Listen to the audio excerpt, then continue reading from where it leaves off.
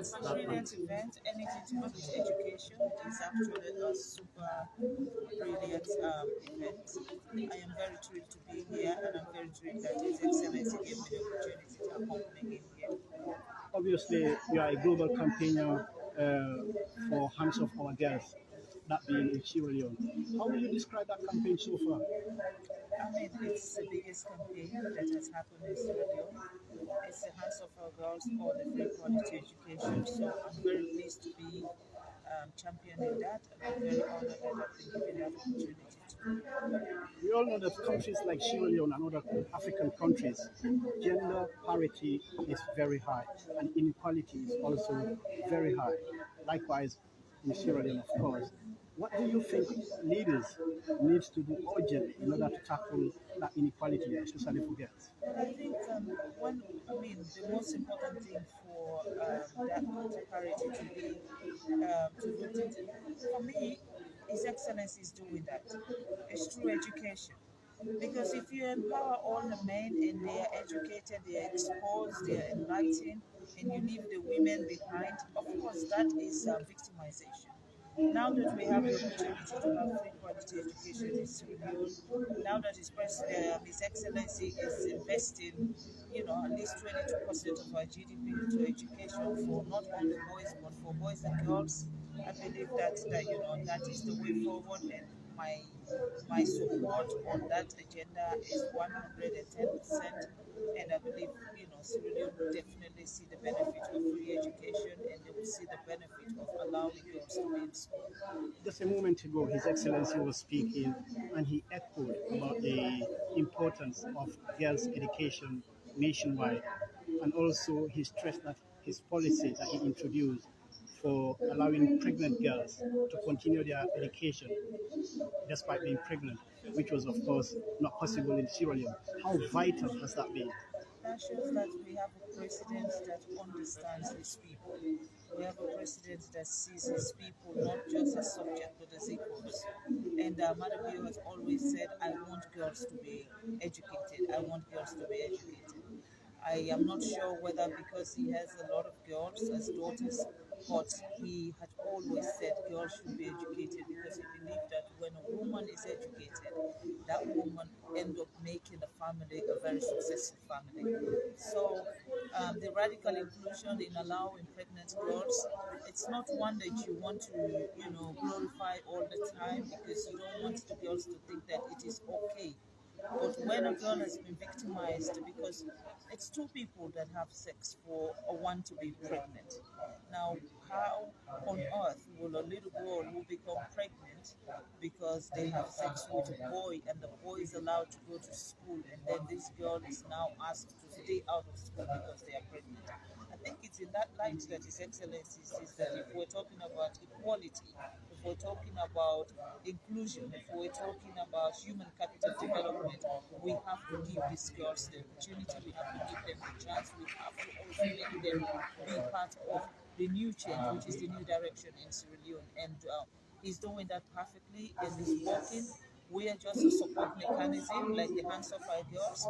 The focus on that is making sure we don't only talk about rape and early marriage, but we also become role models. We give the girls inspiration. We talk to them. We make them believe that being in school is the best place to be, and that is happening. And like during the COVID, we had to go around the country again to give out sanitary pads to girls. And every school I go to, they will tell me this is the second term. Before now, second term, 35% of our girls would have dropped out of school for one reason or the other. And this is the first time since the last 20 whatever years it is after the war. This is the first time 95% of all girls came back to school second term of school year, and that is a huge achievement. Speaking of those achievements and also the percentage, what can you say to critics who think, yes, the free education is being introduced, but that free education is not quality enough, as you are suggesting, because none of your government or none of the ministers in Sierra Leone has got any of their children in that free education? But I don't know about the minister's children. I don't know about the government children because everybody has your child. You let your child stay where you want them to be. My children were born here, and they started schooling here. And by the time we went back to Sierra Leone, for instance, my son was doing his GCSE. He was already here at the middle of his GCSE. You don't expect me to just take him out and go over there to do GCSE when the curriculum here is what he knows, you know. So I just can't talk about other people's private, whatever it is, but all I'm saying is the educational system that His Excellency inherited is the worst that you can think of in Africa. When Sierra Leone was once the atom of Africa, Sierra Leone was the place that every West African country, and even beyond West Africa, used to be proud to say, I was educated in Sierra Leone. By the time His Excellency came to governance in that country, when a university children or university girls or boys, when they write to you a letter, you would think that is a primary school girl or a primary school boy writing a letter. So that is worse. And the compromises that are there in our schooling, where you allow girls to spy, you allow boys to spy, so they don't even focus on their education because they know they're going to have help from their teachers. And all through corruption, because when you collect money from these girls or you collect money from their parents and give them a grade that they don't deserve, you are not only corrupt, but you're destroying a whole nation and you're destroying a child's future. And that all of that His Excellency is tackling. For me, it's better for him to tackle all of these problems and fix them so that we have a good foundation as a nation when it comes to education and go back to where we were as the atom of Africa. And I believe that the critics will be criticizing because of politics, but I know deep down in them they know 100% that His Excellency is on the right track. And His Excellency is doing what he's supposed to do to fix a broken system which he inherited in 2018. Is the worst and the most, he keeps saying they are all fit for purpose. And that's the educational system that he inherited. So fixing that should be everybody's job. Fixing that should be a collective job. Fixing that should be a Sierra Leonean job. And fixing that should be not only the president, but the teachers, the parents, brothers, sisters, everyone supporting each other, everyone helping each other. That is collective job if we want our country to be where it was as the atom of Africa.